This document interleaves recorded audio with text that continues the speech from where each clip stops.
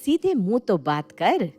राधा की दो भाभियां थी, अनीता और पावनी। घर में सबसे छोटी होने के कारण माँ और भाइयों की तो वो हमेशा से ही लाडली रही। साथ ही साथ भाइयों की शादी होने के बाद दोनों भाभियों की भी लाडली बन गई। राधा की हर सही और गलत मांग को पूरा करते रहने के कारण उसका स्वभाव बेहद जिद्दी और मुंहफट किस्म का हो गया था। बिना कुछ भी सोचे समझे वो सभी के साथ जुबान तराशी पर उतर आती थी। एक दिन पावनी को गली में सब्जी खरीदते देख पड़ोस में रहने वाले सुगना आंटी उसके पास आती हैं। अरे पावनी, क्या हालचाल? बड़े दिनों बाद दिखाई दी है। आंटी जी क्या बताएं, घर के काम खत्म ही नहीं होते, इसलिए बाहर नहीं निकल पाती। अरे भाई, तुम्हारे घर पर काम करने वालों की कोई कमी है क्या? तुम हो, तुम्हारी देवरानी है, ननद राधा है, और सास भी कोई बूढ़ी तो है नहीं अभी। सब लोग मिलकर काम निपटा लिया करो। हाँ जी आंटी, बात तो आपकी सही है, लेकिन क्या है ना, मेरी देवरानी प्रेग्नेंट है और उसको डॉक्टर ने बेड रेस्ट बताया है। आजकल वो ज्यादा काम में मदद नहीं कर पा रही। बाकी रही बात माँ जी और राधा की तो वो लोग तो हमेशा से ही काम से दूर रहे हैं। राधा तो काम के नाम से ऐसे चिढ़ जाती है जैसे किसी ने उसकी पूंछ पर पाँव रख दिया हो। हाँ, वो तो शक्ल से ही नकचिड़ी दिखाई देती है। जब गली मोहल्ले में किसी से ढंग से बात भी नहीं करती तो अपनी माँ और भाभीियों के ऊपर तो हुक्म चलाती होगी। वैसे अब वो शादी लायक हो रही है, शादी करके अपनी जान छुड़ाओ ना उससे। आंटी लड़का तो देख रहे हैं, जैसे ही कोई अच्छा लड़का मिलेगा उसके हाथ पीले कर देंगे। बाकी घर की बेटी को ऐसे ही धकेल तो नहीं सकते ना। राधा के व्यवहार से गली मोहल्ले में सभी लोग परिचित थे। उसके स्वभाव के कारण बचपन से लेकर आज तक उसकी किसी के साथ दोस्ती नहीं हो पाई थी। राधा, मैं डिनर बनाने जा रही हूँ, बताओ आज खाने में क्या खाओगी? अरे जाने दो ना भाभी, पूछ तो ऐसे रही हो जैसे मैं बोलूंगी शाही पनीर, पनीर लबाबदार, बिरयानी, और आप सब बना कर ले आओगी।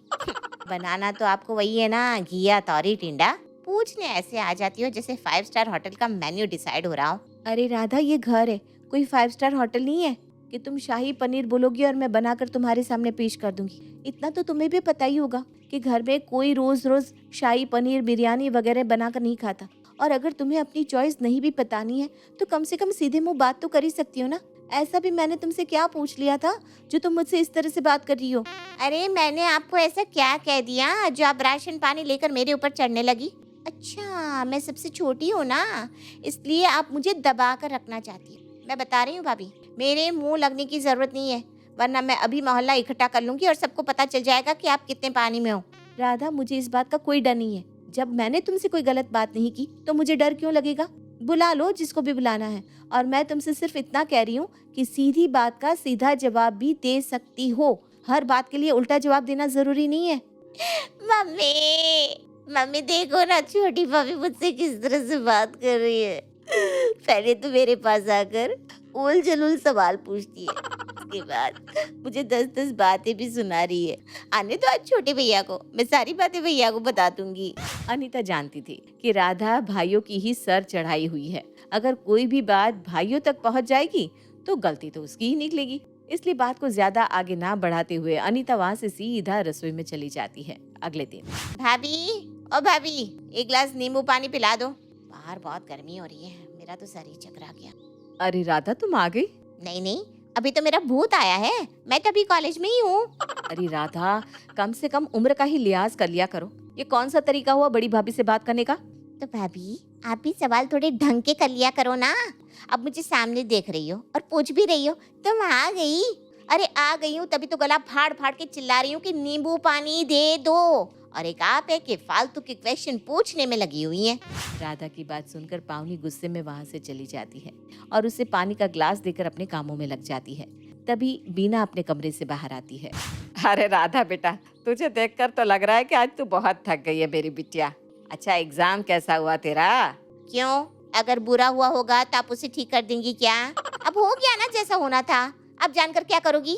देखो राधा, जब भी तुमसे बात करो तुम ऐसे ही जली कटी बातें सुनाती हो। कभी तो सीधे मुंह बात कर लिया करो। अब हमसे ना सही लेकिन कम से कम माँ का तो लिहाज रखो। भाभी, आप अपना काम करो, देखो रसोई में कुछ जल ना जाए, ये प्रवचन सुनने के मैं मूड में नहीं हूँ। राधा का जवाब सुनकर अब अनीता के तन बदन में आग लग गई थी। अनीता रसोई में जाकर बोलने लगती है, बस बहुत हो गया, भाभी, अब इस राधा की उल्टी बातें मुझसे बर्दाश्त नहीं होती। अब बस किसी भी तरह से कोई लड़का ढूंढ के लाते और इस राधा को यहाँ से चलता करते। अब और अपमान मुझसे बर्दाश्त नहीं होगा। इसकी कड़वी जुबान से तो मैं भी बहुत परेशान हूँ अनीता, लेकिन क्या करे, बचपन से ही माँ जी ने उसे सुधारने की कोशिश नहीं की ना। अब वो इतनी आसानी से नहीं सुधरने वाली। मेरे पास ना एक तरकीब है भाभी, जब घी सीधी उंगली से नहीं निकलता तो उंगली टेढ़ी करनी पड़ती है। ये कहावत तो आपने सुनी होगी। तो बस आप ये समझ लो कि उंगली टेढ़ी करने का समय आ गया है। बच्चा समझकर हमने राधा की आज तक बहुत बदतमीजी बर्दाश्त कर ली, लेकिन अब और नहीं। कुछ दिन बाद अनीता खुश होकर अपनी सास बीना के पास आती है। माँ जी, बड़ी अच्छी खबर है। मेरी सहेली डिम्पी है ना, उसके देवर से मैंने अपनी राधा के लिए बात की थी। उन लोगों को राधा की फोटो पसंद आ गई है और अब वो उसे देखने के लिए आना चाहते हैं। अरे लड़का कैसा है, क्या करता है, कुछ तो बताओ। अरे माँ जी, बैंगलोर में असिस्टेंट मैनेजर है। राज करेगी हमारी राधा, और इतना हैंडसम है जैसे कोई राजकुमार। अच्छा अच्छा, ठीक है, तू उसे संडे को बुला ले। बस राम जी, अच्छा घर मिल जाए मेरी राधा को। मेरी तो मुंह मांगी मुराद पूरी हो जाएगी। अगले संडे को ही तरुण अपनी फैमिली के साथ राधा को देखने के लिए आता है। अब चूंकि बीना को पता था कि रिश्ता बहुत ही अच्छा है, तो वो भी इस रिश्ते को हाथ से जाने देना नहीं चाहती थी। इसलिए उसने तरह तरह के व्यंजन बनवाकर तैयार कर लिए थे। कुछ देर तक औपचारिक बातें होने के बाद, बहन जी, बिटिया को तो बुलवाइए। हाँ हाँ, राधा बेटा आओ, सबको प्रणाम करो बेटा। नमस्ते आंटी जी, नमस्ते अंकल। हेलो तरुण जी, बैठो बेटा। ऐसा करो, तुम तरुण को चाय नाश्ता सर्व कर दो। तरुण जी, आप क्या लेंगी? चाय लाई हो तो चाय ही पिलाओगी, इसमें पूछने जैसी क्या बात है। अच्छा, आप नाश्ते में क्या लेंगी? एक गाड़ी, 3 BHK का फ्लैट, ज्वेलरी और 10 लाख कैश। क्या? अरे भाई, तुमने जो बनाया है वही खिलाओगी ना। एक बात तुम्हें क्लियर बता देना चाहता हूँ राधा, मुझे ना ऐसे बेहुदा फालतू सवाल पूछने वाली लड़कियां बिल्कुल पसंद नहीं है। अब राधा बेटा ऐसा करो, तरुण को छत दिखा लाओ। इसी बहाने तुम लोग थोड़ी देर अकेले में बात भी कर लेना, एक दूसरे की पसंद नापसंद भी जान लेना। अरे आंटी जी, मैं आपकी छत नहीं, आपकी बेटी को देखने आया हूँ। और मैं कोई दूध पीता बच्चा थोड़ी ना हूँ जो राधा मुझे लेकर जाएगी। मैं खुद अपने पैरों से जा सकता हूँ। अरे बेटा, तुम्हारी बात ठीक है, वो तो मैं बस थोड़ा ऐसे ही। तरुण की बात से माँ का अपमानित चेहरा देखकर राधा को बहुत गुस्सा आता है। बस बहुत हो गया, बहुत देर से सुन रही हूँ मैं तुम्हारी बकवास बातें। जिस लड़के को बड़ों से बात करने की तमीज नहीं है, उससे शादी मैं हरगिज नहीं करने वाली। और तुम्हें क्या लग रहा है, इस तरह से बात बात पर सबकी बेइज्जती करके तुम बहुत कूल लग रहे हो? पहले बात करने की तमीज सीखो, फिर किसी के घर रिश्ता मांगने आना। चलो माँ, मुझे ऐसी बदतमीज नक चढ़ी लड़की से शादी नहीं करनी। अरे जाओ जाओ, मैं कौन सा तुमसे शादी करने के लिए मरी जा रही हूँ। तरुण गुस्से में वहाँ से उठकर चला जाता है। तरुण के वहाँ से जाने के बाद राधा को समझ में आता है कि आज तक वो भी तो अपनी भाभी और माँ से इसी तरह से बात कर रही थी। जब उसे तरुण का 2 पल भी इस तरह का बर्ताव बर्दाश्त नहीं हुआ, तो उन लोगों को उसका ऐसे सीधे मुंह बात न करना कितना अखरता होगा। मुझसे गलती हो गई भाभी, मुझे माफ कर दो। मैंने आप सबके साथ बहुत बदतमीजी की और हमेशा गलत तरीके से बात की, फिर भी आप सबने हमेशा मेरी गलती को नजरअंदाज करके मुझे माफ कर दिया। बस तुम्हें अपनी गलती का एहसास हो गया ना, हमें इससे ज्यादा और कुछ नहीं चाहिए। राधा, हम सब तुमसे बहुत प्यार करते हैं, इसीलिए हम चाहते थे कि तुम्हें अपनी गलती का एहसास हो। और वो तरुण वास्तव में बहुत अच्छा लड़का है, वो तो हमारे कहने पर ही उसने तुमसे इस तरह से बात की। अब तुम बताओ, अगर तुम्हें तरुण पसंद हो तो हम बात को आगे बढ़ाएं। क्या इसका मतलब कि तरुण भी आप लोगों के साथ मिला हुआ है? हाँ, और माँ जी भी। भाभी के मुंह से ऐसी बात सुनकर राधा मुस्कुराने लगती है और तरुण से शादी के लिए हाँ बोल देती है। खुद से बात करने वाली बहू। न जाने क्या हो गया है, रोज सोचती हूँ वक्त से सोकर वक्त से उठूं, लेकिन ये मोबाइल, ये ना चैन लेने देगा मुझे जिंदगी में। तभी सास आ जाती है। सास आगे का तो कुछ नहीं सुनती, लेकिन आखिर की लाइन उसके कान में चली जाती है। हाँ हाँ, कौन लेने नहीं दे रहा तुझे चैन? आजकल की बहुएं तो सास ससुर का चेहरा देखकर खुशी नहीं है। अब ये क्या नया ड्रामा मचा रखा है सासू माँ? ये कब बोला मैंने सुना तो अभी बोल रही थी। हाँ, बहू समझ जाती है कि सास को उसकी मन की बात जो वो जोर जोर से करती है सुनाई दे गई है। हाँ हाँ, ठीक है। बहू इधर उधर के काम पर लग जाती है कि तभी आदत से मजबूर बहू फिर एक बार खुद से ही बात करने लगती है। नहाकर जल्दी से भिंडी काट लेती हूँ, दाल तो रात की रखी है, उसी को तड़का लगा दूंगी। बहू तो अपना दिन का पूरा मास्टर प्लान बनाकर नहाकर जैसे ही निकलती है। बहू, तू जानती है ना डॉक्टर ने हमें बासी खाने को मना किया है, तो ये ना हो कि रात की दाल तड़का लगा कर खिला दे हमें, समझ रही है ना? हे भगवान, न जाने खुद से बात करने की आदत कब जाएगी मेरी, और ये अलग कान लगाए होती हैं। खैर, बहू की आदत थी खुद से बात करने की, और सास को उसके सारे राज वैसे ही पता चल जाते। हद तो तब हो जाती है जब लीला, देखो कौन आया है, मेरे बॉस और उनकी बीवी। अरे भाभी जी कैसी हैं? आपके हाथ का खाना तो कमाल का होता है। मैंने अपनी बीवी को कहा चलो चलकर भाभी जी से खाना बनाना सीख लो। हाँ हाँ, क्यों नहीं। वैसे आज क्या खाएंगे? अरे कुछ नहीं, हम तो बस मिलने आ गए। लीला चाय नाश्ता लगाती है और सारे बैठकर बात कर रहे थे कि लीला की खुद से बात करने की आदत एक बार फिर से जोर से अंगड़ाई लेती है। हाय रे, कितनी जोर से सुसु आ रहा है। चलो, बाथरूम भी गंदा पड़ा है, पहले साफ करूंगी फिर कुछ करूंगी। तब से नाक भी भरी है, थोड़ा छिड़काऊं। समझ रहे हैं ना, कैसी कैसी बात जो नहीं बोलनी चाहिए लीला खुद से कह रही है। क्या बात है लीला, क्या बकवास कर रही हो? अरे कोई बात नहीं, ये तो नेचुरल है। हाँ भाभी जी, जाइए। वो क्या है ना, हम भी निकल रहे हैं क्योंकि घर में बच्चे अकेले हैं। हाँ, नमस्ते। सब चले जाते हैं। पता है, वो लोग रात का खाना खाने आए थे और तुम्हारी बातों के कारण पहले ही चले गए। हाय जी, मैं क्या करूं, कुछ समझ में नहीं आ रहा, कैसे होगा। वो अब तुम जानो, मैं चला। पति भी चला जाता है। लीला को कुछ समझ में नहीं आता कि वो क्या करे। एक रोज वो अपनी सहेली से बात करती है। अरे चंदा, अच्छा हुआ तू मिल गई। तू तो मुझे बचपन से जानती है ना। वो क्या है ना, मैं खुद से ही बातें करती रहती हूँ। उसका ना मुझे इलाज चाहिए। अरे बहुत गड़बड़ हो जाती है यार। चंदा, जो लीला की बचपन की सहेली थी, उसकी इस आदत से अच्छे से वाकिफ थी। तू ठीक हो जाएगी तो हम लोगों के मजे कैसे आएंगे तेरी स्टूपिड वाली बातों वाले। तुझे मजे की पड़ी है, जानती है कितनी बेइज्जती हो जाती है ससुराल में। सहेली को बात अब समझ में आती है। वो उसे एक डॉक्टर का पता देती है। अब आगे, डॉक्टर साहब बड़ा बुरा हाल है। सही बोल रही हो बहन, बहुत बुरा हाल है, पर क्या करें, जिंदगी है, जीनी है। तुम बताओ कैसे आना हुआ? दरअसल वो डॉक्टर बूढ़ा होता है और उसे भूलने की बीमारी होती है। अब ये कैसे डॉक्टर है, क्यों आया है पूछ रहा है। अरे बीमार हूँ, खुद से बात करने की बीमारी है, इसलिए आई हूँ। अब लीला जो खुद से बात कर रही थी वो डॉक्टर सुन लेते हैं और उसे भी याद आ जाता है कि वो तो एक डॉक्टर है। खुद से बात करने की आदत है तुम्हारी। अरे मैं तो जाना माना डॉक्टर हूँ, 2 महीने में ठीक कर दूंगा। लाओ नब्ज दिखाओ। भगवान का शुक्र है कि आपको याद आ गया कि आप डॉक्टर हैं। तो बताइए कैसे ठीक होंगी मैं? डॉक्टर नब्ज देख रहा था, लेकिन ये क्या, नब्ज देखते देखते एक बार फिर उसकी याददाश्त चली जाती है।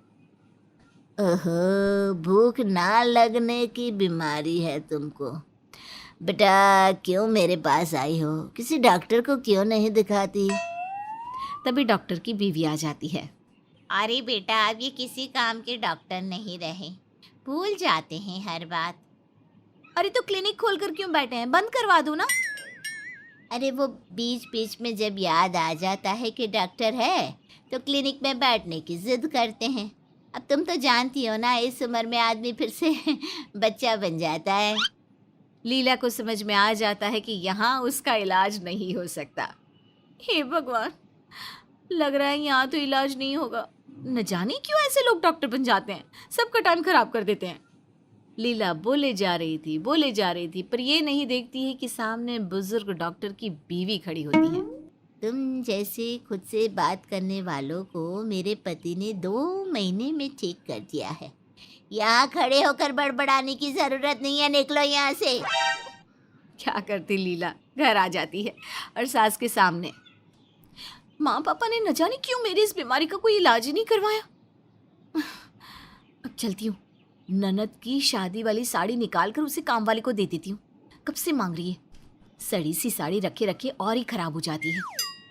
मेरी बेटी की शादी वाली साड़ी तो हम लोगों ने दी थी तुझे। पता है वो साड़ी कितनी महंगी थी जो तू काम वाली को दे रही है। एक तो शादी के पहले ही हम लोगों का खर्चा करवाती थी, अब बातें भी सुना रही है। और तेरा सही है, बड़बड़ाने की आदत की आड़ में किसी को कुछ भी सुना दो। ओह माँ जी, आप खड़ी हैं क्या? अरे नहीं नहीं, वो वाली नहीं जो आप लोगों ने दी थी, वो जो मेरी माँ ने दी थी ना, वो वाली साड़ी दे रही हूँ काम वाली को। लीला कमरे में जाती है और सोच लेती है कि अब वो कोई भी बात खुद से नहीं करेगी। वो शाम को बाहर आती है, सास ससुर के लिए खाना बना रही थी कि वो क्या है ना कि इतना बोलते ही वो चुप हो जाती है। नहीं नहीं लिली, शांत रहना है तुझे, शांत शांत, बिल्कुल शांत। क्या बात है बहू, कहीं डॉक्टर की दवा ले रही है क्या? आज कोई ब्रेकिंग न्यूज़ नहीं दी मुझे। अरे माँ जी, इस उम्र में तो भगवान का नाम लो। सास को लगता है कि बहू सुधर गई है। वो जैसे ही मुड़ती है, न जाने क्या मिलता है लोगों की कमजोरियों का फायदा उठाकर। इतनी उम्र हो रही है बुढ़िया की, लेकिन ना जी ना, बढ़िया ही। बहू क्या बोली? हाँ क्या बोली? कुछ नहीं माँ जी, मैं तो ठीक हो गई हूँ। हाँ, मैं ठीक हो गई हूँ। देख बहू, मैं सब कुछ समझती हूँ। कुछ तो तेरा खुद से बात करने का बहाना है, कुछ तो तू सारी बातें ऐसे ही सुना देती है। ना ना माँ जी, मैं तो खुद परेशान हूँ अपनी इस आदत से। आप भी तो जानती हैं कि किसे अच्छा लगता है। आप भी न जाने क्या क्या सोचती होंगी मेरे लिए, मेरे घर वालों के लिए, लेकिन कभी कुछ कहती नहीं। ना ना, मैं तो गलती से भी नहीं बोलती कि तू घर से अपने लिए क्या लेकर आई। एक साड़ी तो तेरी माँ ने ढंग की दी नहीं, लेकिन कभी मेरे मुंह से निकला क्या? नहीं ना। सास चली जाती है। बहू सोच में पड़ जाती है कि हाय रे, शादी के इतने साल बाद भी इनके मन में दहेज की चिंता है। खैर, आगे पूरा परिवार शादी में जाता है जहाँ वाह बहन जी, क्या इंतजाम है, मजा ही आ गया। खाना भी बहुत स्वादिष्ट है सच्ची। बहुत दिनों बाद किसी अच्छी शादी में आने का मौका मिला। सभी खुश होते हैं कि कितनी गर्मी है, ये नहीं कि एसी भी लगवा देते। सारा पैसा क्या खाने में ही लगा दिया इन्होंने। बहू यहाँ तो शांत हो जा, देख रही है वो लोग तेरी बात सुन रहे हैं। तभी वहाँ लड़की की माँ आ जाती है। आपने सही कहा, लेकिन क्या करे बेटा, बेटी की शादी करना कोई आसान बात तो है नहीं। इतना सारा दहेज और बारातियों को खुश करने में इतने पैसे लग गए कि एसी लगाना हमारी औकात में ही नहीं रहा। फिर लड़की की माँ लिली बहू उसकी सास और पति के सामने हाथ जोड़ लेती है। हमें माफ़ करें, मैं अभी आप लोगों का रुकने का इंतज़ाम पास के बड़े होटल में करवा देती हूँ। लड़की की माँ की बात सुनकर बहू को बहुत शर्म आती है। मुझे माफ़ कर दीजिए आंटी जी, मैं भी किसी की बेटी हूँ। मैं भी जानती हूँ पापा मम्मी ने मेरी शादी कैसे कैसे की, ऊपर से एसी की डिमांड मैं कर रही हूँ। आंटी जी, मेरी ना आदत थी, मैं खुद से ही बात करती थी, जो कुछ मन में होता था ज़ोर ज़ोर से बोलती थी। लेकिन आज के बाद मैं ये कभी नहीं करूँगी। मतलब कोशिश तो बिल्कुल करूँगी कि मैं ये कभी ना करूँ।